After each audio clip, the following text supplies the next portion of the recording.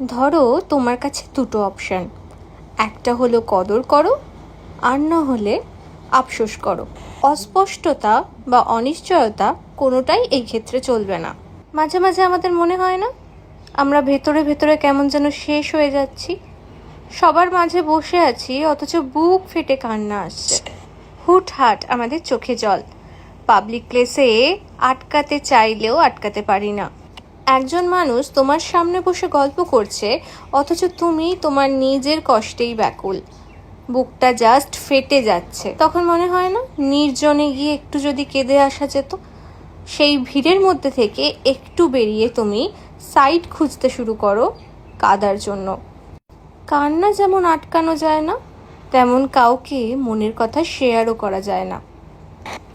আমার এই কথাগুলো কেউ মজার ছলে নেবে, আবার কেউ নিজের অনুভূতি খুঁজে পাবে।